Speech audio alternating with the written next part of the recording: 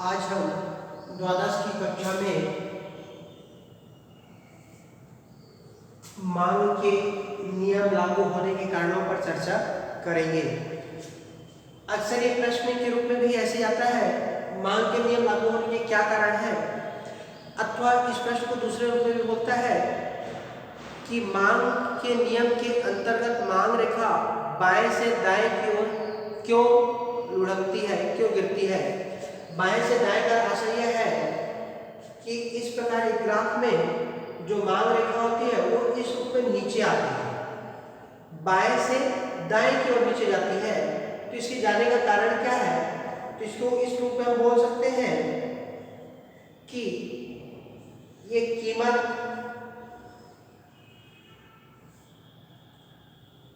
और यह मात्रा,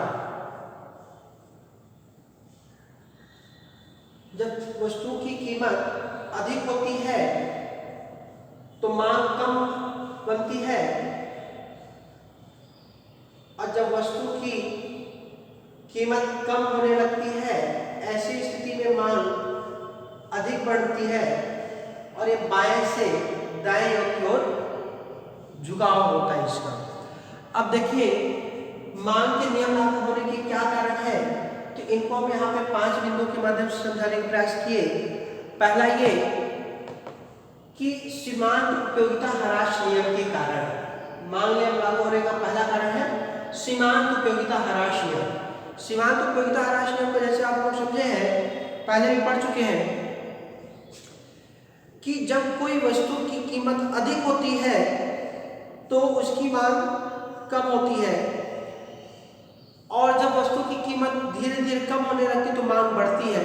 लेकिन इस स्थिति को एक ध्यान और रखें, मान लो हमें किसी वस्तु की एक इकाई का चयन करना पड़ता है। जैसे देखिए पहले एक इकाई लेने पे हमें 40 रुपए का भुगतान करना पड़ता है, दूसरी इकाई लेने पर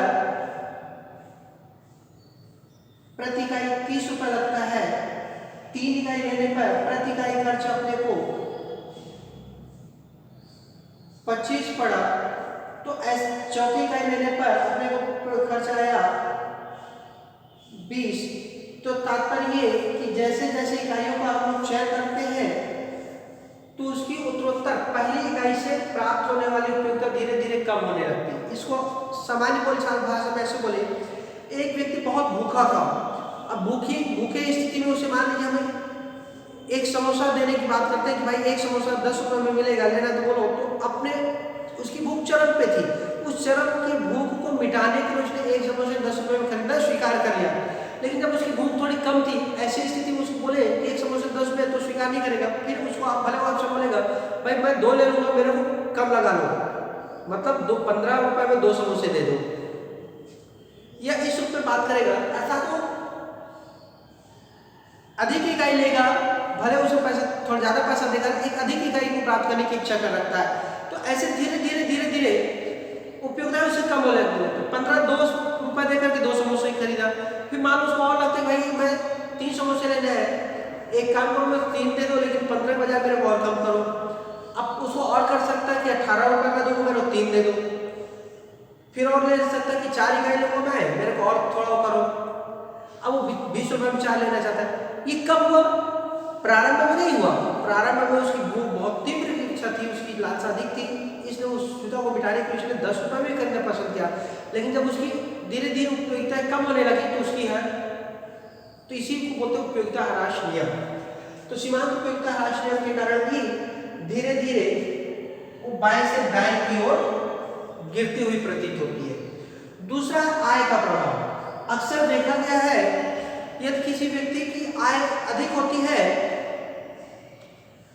आय अधिक है तो उसकी क्रय क्षमता बढ़ जाएगी और अधिक मात्रा में वस्तुओं की मांग करेगा, डिमांड करेगा। लेकिन यदि आय में कमी हो जाती है तो उसकी मांग प्रभावित होने लगती है। इसको 2-3 स्थितियां बनती हैं। अगर मान लिया जाए आय स्थिर है, वस्तु की कीमतों में कोई परिवर्तन होता है, तो यह दूसरा आय परिवर्तनशील है, वस्तु स्थिर है, तो दोनों स्थितियां बनती है। पहला देखिए, जैसे आय मान लो स्थिर है, आय स्थिर है, वस्तु की कीमतों में परिवर्तन होने लगा, वस्तु की दाम बढ़ने लगती है, तो व्यक्ति के द्वारा कम मात्रा में उनकी इकाइयों को उपभोग करना चाहता है। और यदि आय स्थिर है और वस्तु की कीमतें घटने लगती है तो उसकी क्रय क्षमता बढ़ जाती है और वो अधिक मात्रा में वस्तु को उपभोग करने लगता है, जिसके कारण ये बाह्य से दाएं की ओर झुकना प्रतीत होती है। इसी प्रकार आय का प्रभाव पड़ता है। तीसरा देखिए प्रतिस्थापन का प्रभाव। प्रतिस्थापन वस्तुओं का भी कुछ प्रभाव पड़ता है। जैसे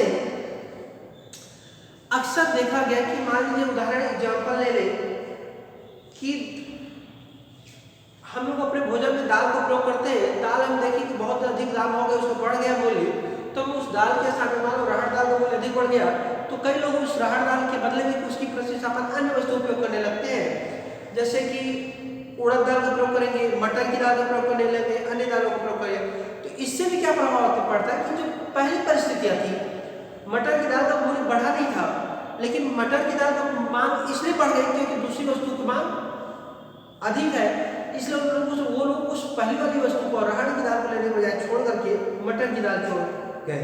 तो इसका प्रतिस्थापन वस्तुओं के कारण हुआ।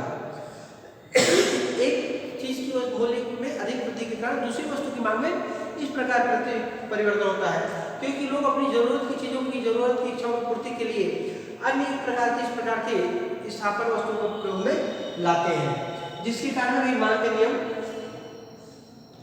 लागू होता है। चौथा कीमत प्रभाव। कीमत प्रभाव भी आय प्रभाव की ही तरह है। मान लीजिए व्यक्तियों की आय स्थिर है और कीमतों में परिवर्तन होता है। अचानक वस्तुओं की कीमतें धीरे धीरे बढ़ने लगी। इसका प्रभाव ये होता है कि उपभोक्ता जिन वस्तुओं को खरीद रहा था, जितनी क्वांटिटी में ले रहा था, कीमतों में वृद्धि होने के कारण अपनी आय को उस रूप में पूरा पूर्ति नहीं कर पाएगा, तो उन वस्तुओं की मात्रा में धीरे धीरे कमी करने लगता है। और मात्राओं में कमी करेगा तो स्वतः ही इसका प्रभाव पड़ेगा कि जो कीमतों में वृद्धि होने के कारण उसकी मात्राओं में धीरे धीरे कमी आने लगेगी। इसी कमी को हम लोग संख्याओं के माध्यम से भी समझने का प्रयास कर सकते हैं। तो ये इस प्रकार प्रभाव पड़ेगा। पहले जैसे बोले कि 1 रुपए के हिसाब से इसको 10 मान ले, 10 की इकाई मान ले, 10, 20, 30, 40, ये 1, 2, 3, 4। 10 रुपए में जहाँ वो 4 इकाइयों को भोग कर रहा था, अब उसकी कीमतों में बड़ी वृद्धि हुई, 20 रुपए हो गया। ऐसी स्थिति में वो 2 इकाइयों को भोग करने लगा। जब उसकी कीमत बढ़ करके 40 रुपए हो गई, तब ऐसे में 1 इकाई वस्तु को भोग करने लगा। कि कुल मिलाकर इस प्रकार इसका प्रभाव पड़ता है। इसको ऐसा भी बोल सकते हैं, मान लीजिए हम लोग किसी वस्तु का नाम ले लेते हैं, एक सब्जी के रूप में आलू का प्रयोग कर ले, कीमतों का प्रभाव इस रूप में पड़ा। जब उसकी 10 रुपए कीमत थी तो हम लोग 4 केजी उपयोग कर रहे थे प्रतिदिन, ये प्रति सप्ताह ले लें, उसका मूल्य 20 रुपए हुआ। ऐसी स्थिति में 2 केजी उपयोग करने लगे। जब उसका मूल्य 40 रुपए हुआ प्रति सप्ताह, हम लोग 1 केजी में ही उसको उपयोग करने लगे, जिसके कारण मांग के नियम लागू होते हैं और जो मांग वक्र है वो बाएं से दाएं की ओर गिरती है। अंतिम वस्तु का वैकल्पिक प्रयोग। वस्तु का वैकल्पिक प्रयोग कभी इसी रूप में ले सकते हैं। इसके कारण भी मांग नियम लागू होता है। कुछ वस्तुएं ऐसी होती हैं जिनका उपयोग के रूप में हम लोग बदलने लगते हैं। जैसे एग्जाम्पल ऐसे लें, कुछ लोग उपवास रखते हैं। उपवास के समय अक्सर फल फूल खा करके अपने दिन भर की एनर्जी की प्राप्त करते हैं, फल फूल से एनर्जी प्राप्त करते हैं और अपनी भूख को मिटाने का प्रयास करते हैं। लेकिन अगर फल फूल का दाम बढ़ जाता है, ऐसी स्थिति में व्यक्ति उसके वैकल्पिक प्रयोग करेगा। आलू को कांदा या कुछ और ले लें दूध के रूप में, या कोई मीठा खा करके शरबत पी करके अपनी भूख को, अपनी एनर्जी प्राप्त करना चाहता है। इस रूप में वो अन्य वस्तुओं को वैकल्पिक तोड़ खोज लेता है। इन वैकल्पिक तोड़ों को खोजने के कारण जो मूल्य वस्तु थी, जो मुख्य वस्तु उपभोग की जाती थी, उनके मूल्यों में धीरे धीरे कमी आने लगती है। खासकर ऐसी चीजों को इसका वृहद रूप बनता है। छोटे छोटे पैमाने पर इसको न करें, व्यापक पैमाने में सोचे। जिस समय रोजा वगैरह का होता है, लोग फल फूल खा करके अपने व्रत को पालन करते हैं, उस समय भारी मात्रा में लोग उपवास व्रत रखते हैं, 9